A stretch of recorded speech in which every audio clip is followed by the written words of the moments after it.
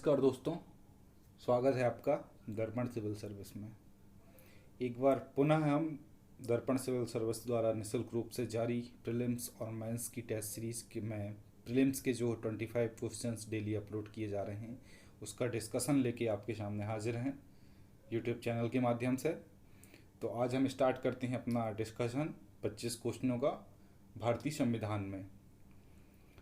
पहला क्वेश्चन है हमारा, राष्ट्रपति पद की योग्यता में के संदर्भ में कौन सा कथन गलत है। यहाँ पे राष्ट्रपति पद के लिए योग्यताएं लिखी हुई हैं और इसमें बोला गया है कि कौन सा कथन गलत कथन है ना। तो देखते हैं कि वह भारत का नागरिक हो। एकदम सही बात है, भारत का नागरिक होना चाहिए। वह 30 वर्ष की आयु पूरी कर चुका हो। तो जी नहीं, ये 30 वर्ष की आयु तो नहीं, 35 वर्ष होना चाहिए। यहाँ पे क्या होना चाहिए, 35 वर्ष होना चाहिए, है ना। आर्टिकल 58 के अनुसार जो है इसकी योग्यताएं, जिसमें लिखा गया है कि 35 वर्ष की आयु पूरी करना चाहिए। लोकसभा का सदस्य निर्वाचित किए जाने की योग्यता रखता हो, एकदम सही बात है। और चुनाव के समय लाभ का पद धारण नहीं करता हो। यह बाकी सारी ही बातें यहाँ पे सही हैं, सिर्फ 30 वर्ष की जगह वह 35 वर्ष हो जाएगा। तो यहाँ पे हमारा ऑप्शन नंबर बी गलत होता है ना। अगला चलते हैं क्वेश्चन नंबर 2 में। राष्ट्रपति की रिक्ति को कितने समय अंतराल में भरना अनिवार्य होता है। 1 माह, 3 माह, 6 माह या 1 वर्ष।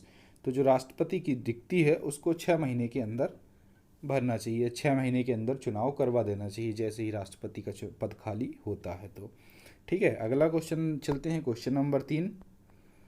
निम्न में से किस क्षेत्र के व्यक्तियों को राष्ट्रपति द्वारा अनुच्छेद 80(3) के तहत राज्यसभा में नामजद नहीं किया जाता। कला, साहित्य, पत्रकारिता या खेलकूद। तो जो है खेलकूद के क्षेत्र के व्यक्तियों को राष्ट्रपति के द्वारा जो है राज्यसभा में नामजद नहीं किया जाता।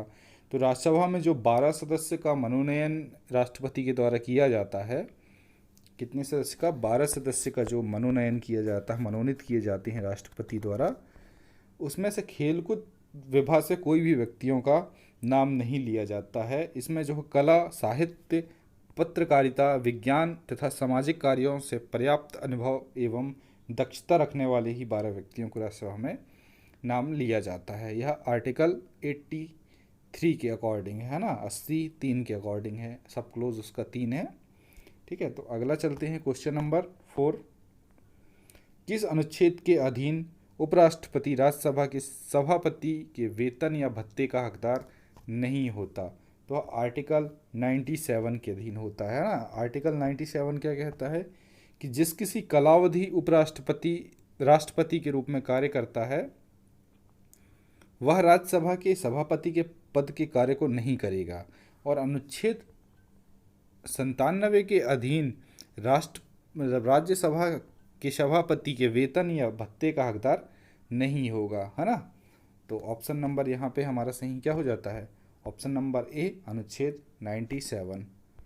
ठीक है, अगला चलते हैं क्वेश्चन नंबर 5। निम्न में से कौन राज्यसभा के प्रथम उपसभापति थे। तो राज्यसभा के प्रथम उपसभापति थे एस.बी. कृष्णमूर्ति राव। कौन थे, S B. Krishnamurthy Rao. Factual question है, इसको सिर्फ याद कर सकते हैं हम। ठीक है, अगला चलते हैं क्वेश्चन नंबर 6। संयुक्त बैठक से लोकसभा का अध्यक्ष एवं उपाध्यक्ष अनुपस्थित होने के दौरान संयुक्त बैठक की अध्यक्षता कौन करता है। राष्ट्रपति, राज्यसभा का सभापति, राज्यसभा का उपसभापति, बैठक में उपस्थित अनुभवशील व्यक्ति।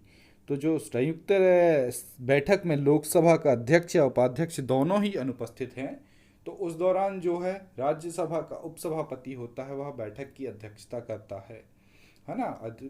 इसकी व्याख्या देखते हैं कि संयुक्त अधिवेशन की अध्यक्षता लोकसभा के अध्यक्ष के द्वारा की जाती है। अनुच्छेद 118 सब क्लोज 4 संयुक्त बैठक से अध्यक्ष की अनुपस्थिति के दौरान सदन का उपाध्यक्ष या फिर वह भी अनुपस्थित है तो राज्यसभा का उपसभापति, और यदि वह भी अनुपस्थित है तो अन्य ऐसा व्यक्ति पीठासीन होगा जो उस बैठक में उपस्थित सदस्यों द्वारा अवधारित किया जाएगा।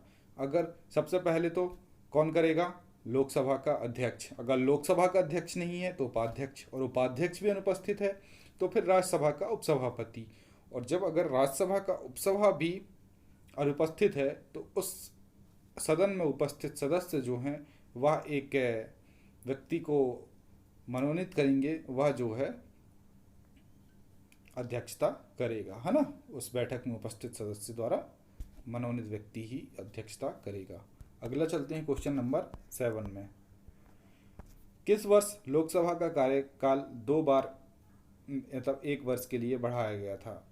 2 बार बढ़ाया गया था 1 वर्ष के लिए। कब बढ़ाया गया था? तो 1966, 1976, 1980, 1990। 1976 में बढ़ाया गया था। कब बढ़ाया गया था? 1976 में। आपातकाल की घोषणा लागू होने पर विधि द्वारा संसद लोकसभा के कार्यकाल में वृद्धि कर सकती है, जो एक बार 1 वर्ष में अधिक नहीं होगी। लेकिन 1976 में जो लोकसभा का कार्य 2 बार 1-1 वर्ष के लिए बढ़ाया गया था, है ना। ऑप्शन नंबर बी सही होता है। अगला चलते हैं क्वेश्चन नंबर 8। क्वेश्चन नंबर 8 है, राष्ट्रपति उम्मीदवार के लिए निर्वाचक मंडल के कितने सदस्य अनुमोदक के रूप में आवश्यक माने जाते हैं? तो राष्ट्रपति पद का उम्मीदवार के लिए जो अनुमोदक होते हैं वह 15, 20, 25 या 50। तो 50 अनुमोदक की आवश्यकता होती है। कितने? 50 अनुमोदक की और 50 प्रस्तावक के रूप में 50-50 लोगों की आवश्यकता होती है। ठीक है, यहाँ पे व्याख्या देखते हैं इसकी। ऑप्शन नंबर डी सही है हमारा। राष्ट्रपति उम्मीदवार के लिए निर्वाचक मंडल के 50 सदस्य प्रस्तावक के रूप में तथा 50 सदस्य अनुमोदक के रूप में आवश्यक माने जाते हैं। डी ऑप्शन सही होता है। अगला क्वेश्चन,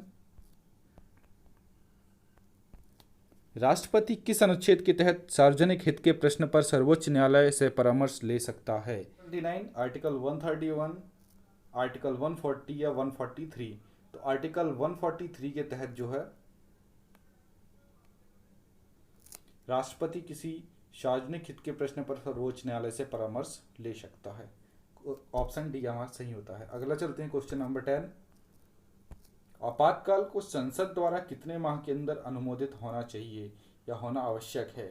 1 माह, 2 माह, 3 माह या 6 माह? तो आपातकाल को संसद के द्वारा 2 माह के अंदर जो है अनुमोदित होना आवश्यक है। इसकी व्याख्या देखते हैं कि संविधान के अनुच्छेद 356 के अंतर्गत यदि कोई राज्य सरकार संवैधानिक उपबंधों के अनुरूप कार्य नहीं कर रही है तो राष्ट्रपति वहां आपातकाल की घोषणा कर सकता है। ऐसी घोषणा का संसद द्वारा अनुमोदन 2 माह के अंदर होना आवश्यक है। तो ऑप्शन हमारा बी यहाँ पे सही होता है। 2 माह के अंदर जो है अनुमोदित होना आवश्यक हो जाता है। अगला क्वेश्चन है क्वेश्चन नंबर 11। संविधान के किस अनुच्छेद के अनुसार वह प्रशासन तथा विधान संबंधी सभी निर्णयों की सूचना राष्ट्रपति को देता है? अनुच्छेद 75, अनुच्छेद 78, अनुच्छेद 91, अनुच्छेद 112। तो आर्टिकल 78 के थ्रू जो है संविधान के अनुच्छेद 78 के अनुसार वह प्रशासन तथा विधान संबंधी सभी निर्णयों की जो सूचना राष्ट्रपति को देता है प्रधानमंत्री, है ना। 78 अकॉर्डिंग में जितने जो भी काम चल रहा है उसकी सूचना राष्ट्रपति तक पहुंचाना उनका कर्तव्य हो जाता है प्रधानमंत्री का। अगला चलते हैं क्वेश्चन नंबर 12। कोई भी व्यक्ति बिना संसद की सदस्यता के भी मंत्री बन सकता है, किंतु उसे कितने माह के अंदर संसद के किसी भी सदन की सदस्यता ग्रहण करनी पड़ेगी? उसको 6 माह के अंदर जो है संसद के किसी भी सदस्य, चाहे या फिर उच्च सदन हो चाहे फिर निम्न सदन हो, सदस्यता उसको ग्रहण करनी पड़ेगी, है ना। कोई भी व्यक्ति बिना सदन की सदस्यता के भी मंत्री बन सकता है, परंतु 6 माह में उसे संसद के अंदर किसी भी सदस्य की सदस्यता ग्रहण करनी पड़ेगी, अन्यथा उसे अपने पद से त्याग पत्र देना पड़ेगा। तो 6 माह यहाँ पे सही होता है हमारा। Question number 13। राज्यसभा के कितने सदस्य प्रत्येक 2 वर्ष पश्चात जो है कार्य का ग्रहण करते हैं, पद का ग्रहण करते हैं, वो स्थान ग्रहण करते हैं, है ना। तो 1/2 सदस्य या 1/3 सदस्य या 1/4 सदस्य या 1/5 सदस्य। तो प्रत्येक 2 वर्ष पश्चात जो है 1/3 सदस्य अवकाश ग्रहण करते हैं और उनके स्थान पर नए सदस्य जो है स्थान ग्रहण करते हैं। इस प्रकार एक सदस्य का कार्यकाल जो है 6 वर्ष का हो जाता है ना। स्थायी कार्यकाल रहता है इनका 6 वर्ष का। ठीक है, ऑप्शन नंबर बी सही हो जाता है। अगला क्वेश्चन नंबर 14। राष्ट्रपति वर्ष में कम से कम कितने बार राज्यसभा का अधिवेशन आहूत करता है? तो कम से कम 2 बार जो है राष्ट्रपति राज्यसभा का अधिवेशन आहूत करेगा। कितनी बार करेगा? 2 बार करेगा। अगला क्वेश्चन, भारत सरकार का संवैधानिक अध्यक्ष कौन होता है? तो भारत सरकार का संवैधानिक अध्यक्ष होता है राष्ट्रपति, है ना। भारत सरकार का संवैधानिक अध्यक्ष राष्ट्रपति होता है। अनुच्छेद 53 सब क्लोज 1 के अकॉर्डिंग जो है संघ की कार्यपालिका शक्ति राष्ट्रपति में निहित होगी, वह इसका प्रयोग संविधान के अनुसार स्वयं अपने अधीनस्थ अधिकारियों के द्वारा करेगा।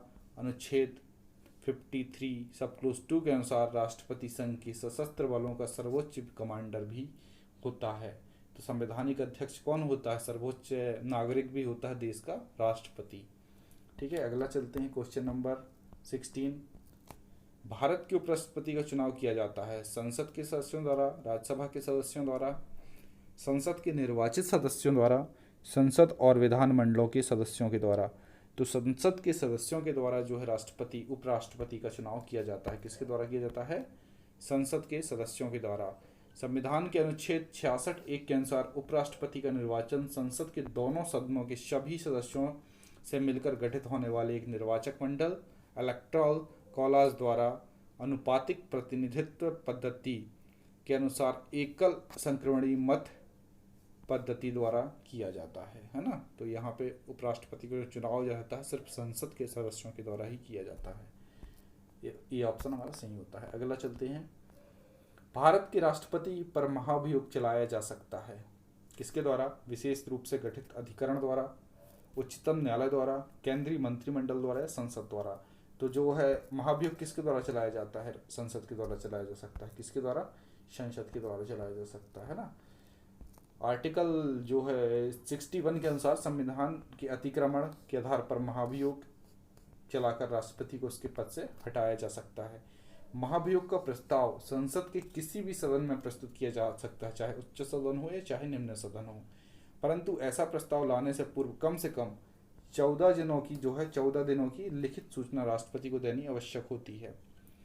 महाभियोग के लिए एक संकल्प प्रस्तुत करना होगा जिस पर उस सदन की कुल सदस्य संख्या में कम से कम 1/4 सदस्यों के हस्ताक्षर हों और उस सदन की कुल सदस्य संख्या कम से कम 2/3 बहुमत से पारित होनी चाहिए, विशेष बहुमत से पारित होनी चाहिए। तो ये महाभियोग जारी करने की पूरी प्रक्रिया है। ठीक है, पहले तो 14 दिनों का लिखित सूचना देनी पड़ेगी, फिर इसके बाद वहाँ पे जो है कम से कम 1/4 सदस्यों के हस्ताक्षर होंगे और उसमें जो बहुमत कैसा होगा? 1/3 या 2/3 बहुमत होगा, है ना, विशेष बहुमत द्वारा पारित होगा, तब जाके महाभियोग द्वारा राष्ट्रपति को उनके पद से हटाया जा सकता है। अगला क्वेश्चन नंबर 18। राष्ट्रपति द्वारा संसद के दोनों सदनों के लिए कुल कितने सदस्यों को मनोनीत किया जा सकता है? तो राष्ट्रपति के द्वारा जो है संसद के दोनों सदनों के लिए कुल 14 सदस्यों को मनोनीत किया जा सकता है ना। कितने? 14। अभी ये फिलहाल 12 ही हो गया, क्योंकि 12 जो है ये उच्च सदन के हैं, राज्यसभा के हैं, जबकि 2 जो थे वो लोकसभा में थे, आंग्ल इंडियन। तो आंग्ल इंडियन अभी हटा दिया गया है ना, आंग्ल इंडियन अभी हटा दिया गया है, तो यहाँ पे अभी 12 ही हो जाएंगे। अगला क्वेश्चन चलते हैं, क्वेश्चन नंबर 19। भारतीय संविधान के अनुसार केंद्रीय मंत्री किसकी इच्छा पर अपने पद पर बना रह सकता है? भारत के राष्ट्रपति, प्रधानमंत्री, संसद या सर्वोच्च न्यायालय। तो जो है केंद्रीय मंत्री जो है भारत के राष्ट्रपति की इच्छा पर अपने पद पर बना रह सकता है। भारतीय संविधान के अनुच्छेद 75(1) के अनुसार प्रधानमंत्री की नियुक्ति राष्ट्रपति करेगा और अन्य मंत्रियों की नियुक्ति जो है राष्ट्रपति प्रधानमंत्री की सलाह पर करेगा, जबकि 75(2) के अनुसार संघ के मंत्री राष्ट्रपति के प्रसाद पर्यंत अपना पद धारण करते हैं, अर्थात राष्ट्रपति जब चाहे उनको अपने पद पर या कोई केंद्रीय मंत्री अपने पद पर बना रह सकता है, बशर्त वह संसद के किसी भी एक सदन चाहे उच्च सदन हो चाहे निम्न सदन हो उसका हिस्सा हो। अगर नहीं है तो 6 माह के अंदर उसको सदस्यता हासिल करनी होगी, अन्यथा त्यागपत्र देना होगा। तो किसके प्रसाद पर्यंत का अपना पद धारण करता है? वह राष्ट्रपति की इच्छा पर, है ना। ऑप्शन नंबर ए सही होता है। अगला चलते हैं, क्वेश्चन नंबर 20। मंत्री परिषद में शामिल नहीं है कैबिनेट मंत्री, कैबिनेट सचिव, राज्य मंत्री, स्वतंत्र प्रभार मंत्री।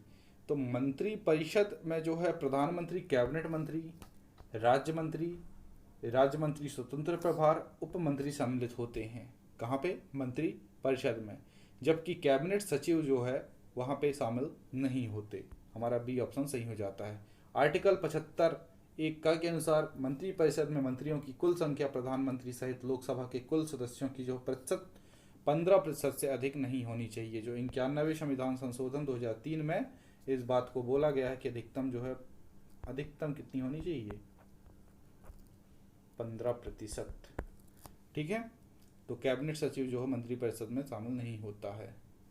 अगला क्वेश्चन नंबर 21, संसद के किसी सदस्य द्वारा प्रस्तुत प्रस्ताव को लोक महत्व का अविलंबनीय विषय मानते हुए जो चर्चा की जाती है उसे क्या कहते हैं? स्थगन प्रस्ताव, कटौती प्रस्ताव, अविश्वास प्रस्ताव, उपयुक्त में से कोई नहीं। तो इसको बोलते हैं हम, संसद के किसी सदस्य द्वारा प्रस्तुत प्रस्ताव को लोक महत्व या अविलंबनीय इस विषय मानते हुए इसको स्थगन प्रस्ताव कहा जाता है। क्या कहा जाता है? स्थगन प्रस्ताव कहा जाता है।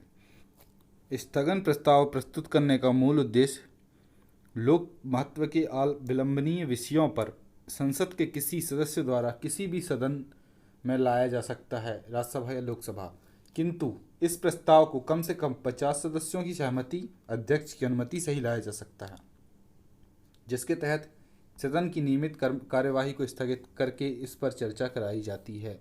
इस प्रस्ताव पर कम से कम जो है 2.5 घंटे तक चर्चा होना आवश्यक हो जाता है। स्थगन प्रस्ताव, ऑप्शन नंबर ए सही होता है हमारा। ठीक है, अगला,